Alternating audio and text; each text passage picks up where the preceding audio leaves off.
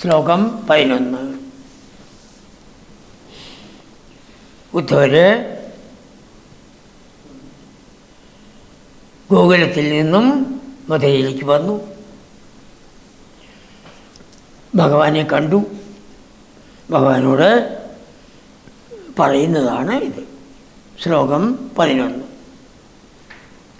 ഏവം ഭക്തി, ഹേ ഭഗവൻ, ഈ ഗോപികളുടെ പോലെയുള്ള ഭക്തി സകല ഭുവനെ, ഈ ബ്രഹ്മാണ്ടത്തിൽ, ഈ ലോകത്തിൽ മാത്രമല്ല, ഈ ബ്രഹ്മാണ്ടത്തിൽ ന ഈക്ഷിത, കണ്ടിട്ടില്ല, ന ശ്രുതാവ, കേട്ടിട്ടുമില്ല. ഏവം ഭക്തി സകല ഭുവനെ നീക്ഷിത ന ശ്രുതാവ.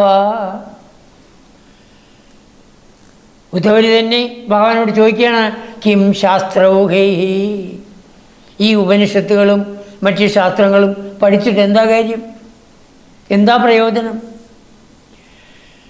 ചിലവർ തപസ് ചെയ്യണം, കിമിഹ തപസ, ആ തപസ് കൊണ്ട് എന്താ കാര്യം? എനിക്കൊന്നും മനസ്സിലായി. ഗോപികാഭ്യോ നമോസ്തു, ആ ഗോപികൾക്ക് ഞാൻ നമസ്കാരം അർപ്പിക്കുന്നു. എന്തുകൊണ്ട്? പ്രേമഭക്തിയാണ് വേണ്ടത്, പ്രേമഭക്തിയാണ് വേണ്ടത്. ഏതൊരു ഭഗവാൻ നമ്മുടെ ഉള്ളിലിരിക്കുന്നുവോ ആ ഭഗവാനിൽ പ്രേമമുണ്ടാക്കിയെടുക്കണം. ആ ഭഗവാനെക്കുറിച്ച് നിരന്തരം ഭജിക്കണം. ഭക്തി നിരന്തരം ഭജിക്കണം. അതാണ് ഗോപികൾക്ക് ഉള്ളത്. 8ാമത്തെ ശ്ലോകത്തിൽ പറഞ്ഞതാണ്. എല്ലാ കർമ്മങ്ങളും ഭഗവത് ചിന്തയോടുകൂടി.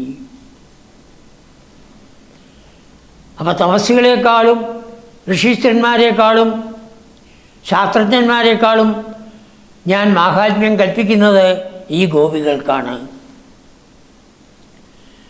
നമ്മുടെ ജീവിത ലക്ഷ്യത്തിന്, ആ ലക്ഷ്യത്തിലെത്താൻ ഇതാണ് മാർഗം. ഏറ്റവും നല്ല മാർഗം ഇതാണ്. അല്ലാണ്ട് ശാസ്ത്ര പഠനമോ തപസ്സോ അല്ല. അതിൻ്റെ അർത്ഥം ശാസ്ത്ര പഠനം വേണ്ട എന്നല്ല, തപസ് വേണ്ട എന്നല്ല, ഒക്കെ ആവാം.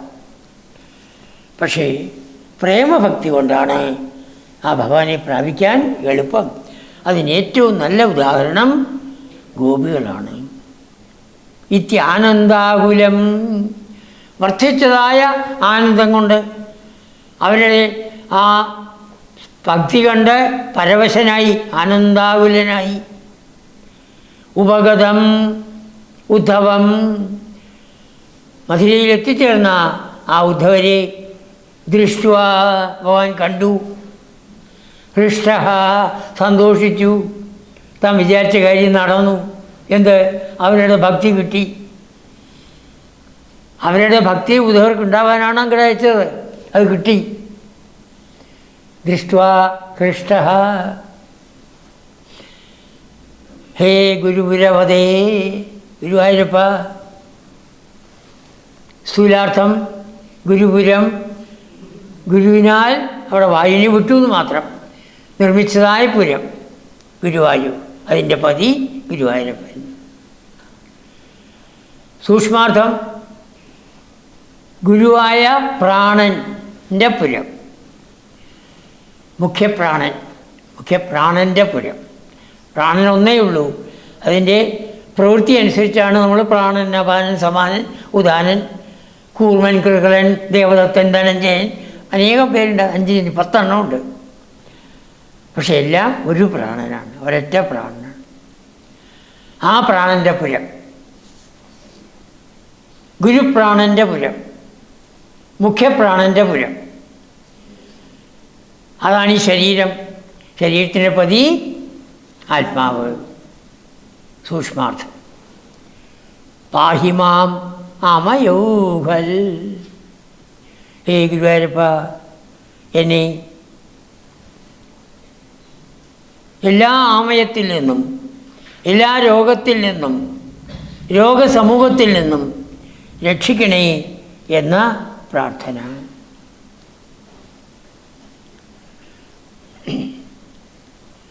ഗോപികളുടെ ഭക്തി. ആ ഭക്തിയാണ് നമ്മൾ ഓരോരുത്തരും നേടേണ്ടത്. ആചാര്യന്മാർ പല കഥകൾ പറയും അതിന്. ആ ഭക്തിയുടെ ശ്രേഷ്ഠത കാണിക്കാൻ വേണ്ടി. ദ്വാരകയിൽ പോയതിന് ശേഷം ഭഗവാന്റെ കല്യാണങ്ങളെല്ലാം കഴിഞ്ഞു.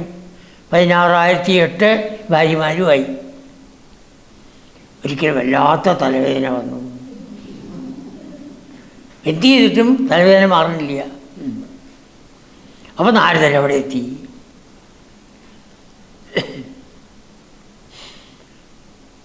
ഭക്തൻ്റെ കാലിൻ്റെ അടിയിൽ ആ ധൂളി എടുത്തിട്ട് നെറ്റിയിലിട്ടാൽ തലവേദന മാറും.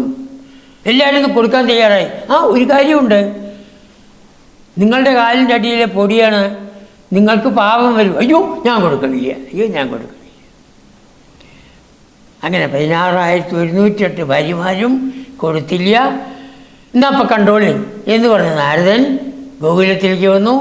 ഗോപിമാരോട് പറഞ്ഞു, എല്ലാവരുടെ കാലിൻ്റെ അടിയിലും ചാക്ക് കണക്കിന് മണ്ണ് കൊടുത്തു എന്നാണ് പറയുന്നത്. അയ്യോ നിങ്ങൾക്ക് നരകത്തിൽ പോകേണ്ടി വരും. പൊക്കോട്ടെ, വിനോദമില്ല.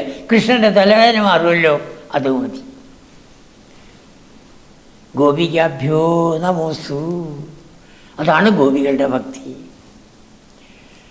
ഭഗവാൻ സന്തോഷിക്കണം, അത് മാത്രമാണ് വേണ്ടത്. രാമകൃഷ്ണദേവൻ ക്യാൻസറായിട്ടാണ് മരിക്കുന്നത്. ഒരു ഹോമിയോ ഡോക്ടറാണ് ചികിത്സിക്കുന്നത്. വലിയൊരു ഭേദമൊന്നുമില്ല. എങ്കിലും കുറേ തവണ അദ്ദേഹത്തിന് മരുന്നൊക്കെ കൊണ്ടുവന്ന് കൊടുത്തു. ഏകദേശം ദേവൻ പോകാറായി ആ സമയത്താണ്. അങ്ങനെ ഒരു ദിവസം വന്നതായ സമയത്ത് പറഞ്ഞു, രോഗം മാറിയിട്ടില്ല എന്ന് ഡോക്ടർക്ക് അറിയാം. ഞാൻ അങ്ങനെ ചികിത്സിക്കാൻ വന്നു, എൻ്റെ രോഗം മാറി, എൻ്റെ അജ്ഞാനം മാറി. ഓരോ തവണ വരുമ്പോഴും ഈ ജ്ഞാനത്തിനെ പ്രദാനം ചെയ്തുകൊണ്ടിരുന്നു. ആ ജ്ഞാനം കൊണ്ട് ഡോക്ടറുടെ അജ്ഞാനം മാറി, ജ്ഞാനം കിട്ടി. രാമകൃഷ്ണദേവൻ ആ രോഗം കൊണ്ട് തന്നെയാണ് മരിക്കുന്നത്.